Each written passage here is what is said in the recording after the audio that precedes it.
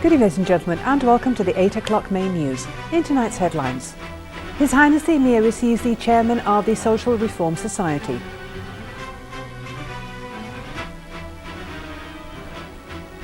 His Highness the Emir receives a written message from His Excellency the President of Tunisia.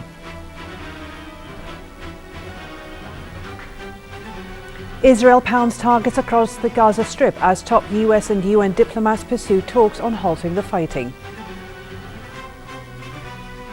And the security situation remains unsettled in eastern Ukraine as Russia calls for more dialogue and fewer ultimatums. His Highness the Emir Sheikh Sabah Al-Ahmed Al-Jaber Al-Sabah received this morning at Sif Palace the National Assembly Speaker Marzouk Ali Al-Ghanem.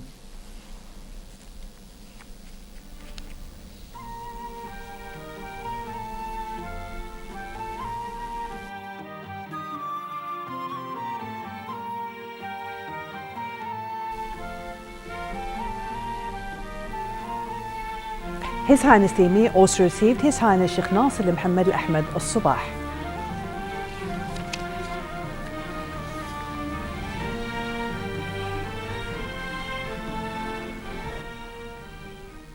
His Highness the Emir Sheikh Sabah Al-Ahmed Al-Jaber Al-Sabah received this morning at Sif Palace the chairman of the Social Reform Society Hamoud Hamid Al-Rumi and board member Yahya Sulaiman Al-Ghali.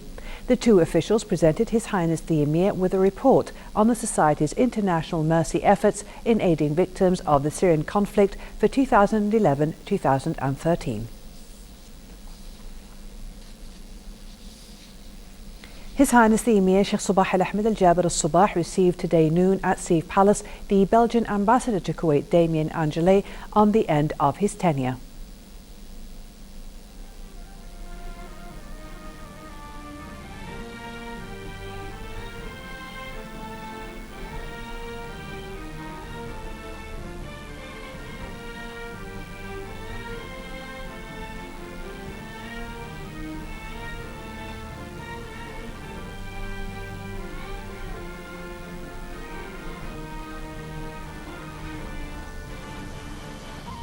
His Highness the Emir also received the Indonesian ambassador to Kuwait, Ferry Adamla, on the end of his tenure.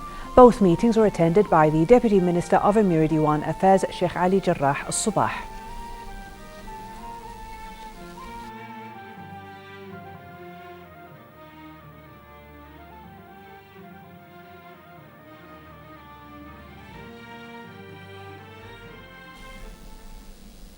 His Highness the Emir Sheikh Sabah Al-Ahmed Al-Jaber Al-Sabah received a written message from His Excellency the President of Tunisia, Al-Munsaf Al-Marzougi, on bilateral relations and means of bolstering them in all domains. The message was delivered to the Deputy Minister of Emiri Diwan Affairs, Sheikh Ali Jarrah Al-Sabah, by the Tunisian Ambassador to Kuwait, Nuruddin Al-Ri.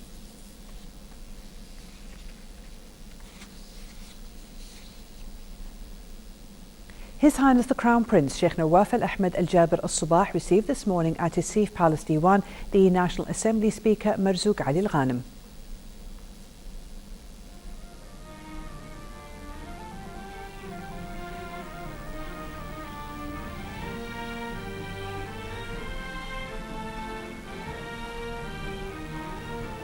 His Highness the Crown Prince then received His Highness Sheikh Nasser Al-Mohammed Al-Ahmed Al-Sabah.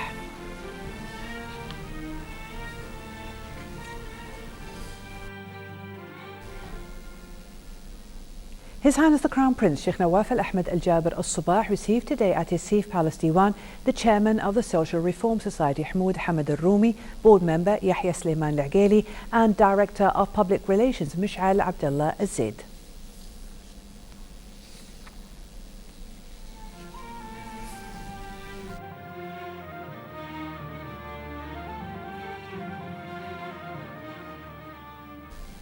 His Highness Sheikh Jaber Al-Mbarak Al-Hamad Al-Sabah, the Prime Minister, received today at Sif Palace the Belgian ambassador to Kuwait, Damien Angele, on the end of his tenure.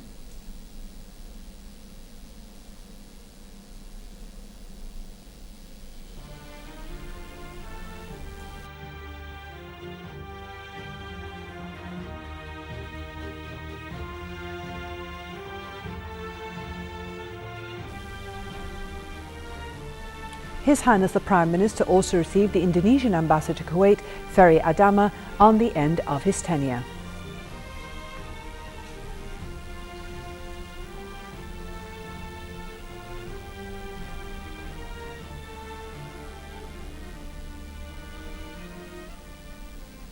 The Deputy Speaker of the National Assembly, Mbarak Ibn al-Khranij, received today at his office the UN Resident Coordinator and Resident Representative of the UN Development Programme in Kuwait, Dr. Mubashir Riyad Sheikh.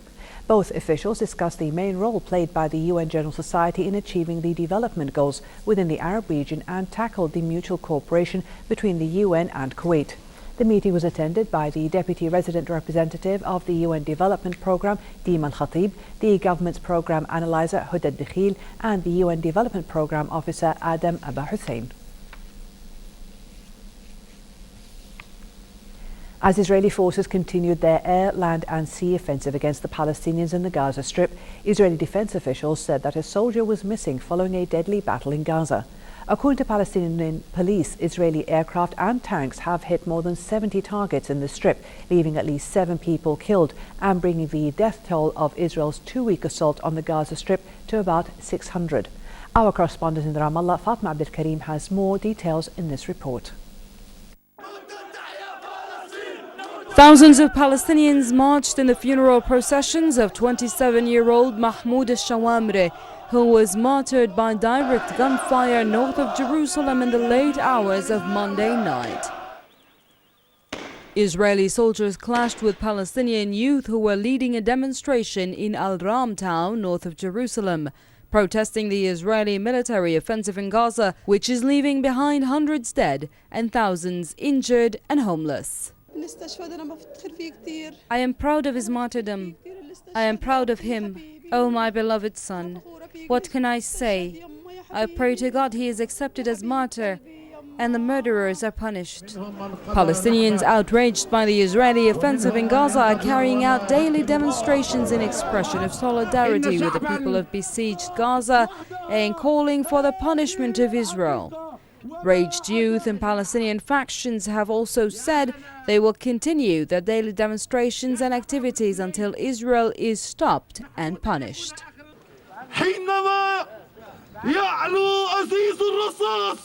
When the sound of the gunfire rises and when the sin of our martyr blood come out, we will be in the street and soldier in the field.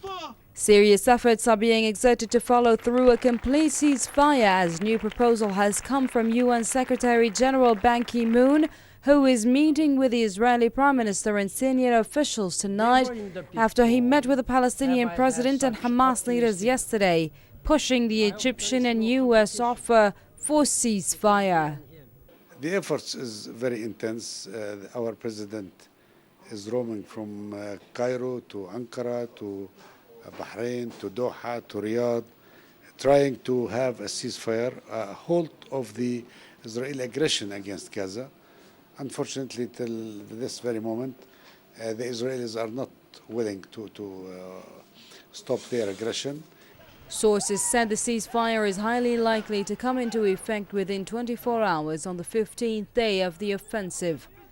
However, the tension in the West Bank continues. The fall of a new martyr is not only adding to the Palestinian death toll, it is also adding fuel to the rage of Palestinians amidst increasing calls for the punishment of Israel. Fatma Abdul Karim, Kuwait TV, Ramallah, Palestine. Israeli Prime Minister Benjamin Netanyahu said today that the international community must hold the Palestinian group Hamas accountable for rejecting multiple ceasefire offers and continuing its attacks against the Israelis. Speaking alongside visiting United Nations Chief Ban Ki-moon, Netanyahu added that Hamas must be blamed for using Palestinian civilians as human shields. Earlier in the day, Ban arrived in Tel Aviv from Cairo after meeting with Egyptian officials alongside US Secretary of State John Kerry in the highest level push yet to end the deadly war in Gaza. A pro-Russian fighter was filmed today standing guard next to the bodies of what he claimed were Ukrainian soldiers, a day after battles erupted again on the outskirts of the contested city of Donetsk between pro-Russian rebels and the Ukrainian government. Prime Minister of the self-proclaimed People's Republic of Donetsk, Alexander Borodai, said Ukrainian tanks had attempted to break into rebel-held Donetsk a day earlier and that several armoured vehicles had been destroyed. Meanwhile, scuffles broke out in the Ukrainian parliament after a lawmaker blamed the Ukrainian authorities for failing to adopt a ceasefire in eastern Ukraine. Also in Ukraine's parliament, Ukrainian President Petro Poroshenko submitted his decree on partial mobilization, aimed at ensuring the state's defences on the basis of the Ukrainian National Security and Defence Council's proposal. Russian President Vladimir Putin said today that Moscow will do everything in its power to facilitate the investigation into the Malaysia Airlines passenger jet crash. The Malaysia Airlines flight from Amsterdam to Kuala Lumpur crashed on Ukrainian territory last Thursday, killing all 298 people on board. The remarks came as a team of Malaysian investigators joined the monitors of the Organisation for Security and Cooperation on Europe to inspect the crash. During a meeting with Russia's Security Council in Moscow, Putin also defiantly blasted Kiev and the West for escalating the conflict in the region and condemned Ukraine for continuing to shell parts of the region. Cambodia's year-long political deadlock appeared to be resolved today as Prime Minister Hun Sen and his rivals agreed on political reforms, and the opposition agreed in turn to end its boycott of Parliament. Hun Sen, Cambodia National Security Party leader Sam Rainsy and colleagues met in their third round of formal talks since opposition lawmakers boycotted their parliamentary seats following last July's general election. The opposition alleged that the polls were rigged and demanded reforms and new early polls. Hun Sen was smiling as he walked out of the meeting room, and Rainsy told reporters the opposition had no choice but to end the standoff. Jakarta Governor Joko Widodo has been declared the winner of Indonesia's hotly contested presidential election. The Election Commission said Widodo, widely known as Jokowi, won 53.15%, with his rival former General Prabowo Subianto on 46.85%. Earlier, Subianto alleged widespread electoral fraud and vowed to challenge the result. Widodo has promised a decisive break with Indonesia's authoritarian past and better social welfare for the poor. And moving to local financial news, the three main indices of the Kuwait Stock Exchange ended the trading session in the green, with the price index gaining 25 points to reach 7,096 points. The KS615 index also gained 5 points and settled at the level of 1,177 points. The share of Alid Food Company was the top gainer of the day, while that of the Pearl of Kuwait Real Estate Company was the top decliner.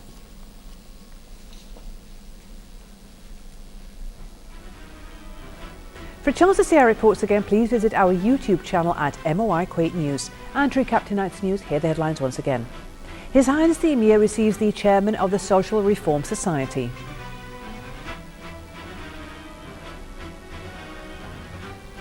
His Highness the Emir receives a written message from His Excellency the President of Tunisia. Israel pounds targets across the Gaza Strip as top US and UN diplomats pursue talks on halting the fighting. And the security situation remains unsettled in eastern Ukraine as Russia calls for more dialogue and fewer ultimatums. Thank you for joining us.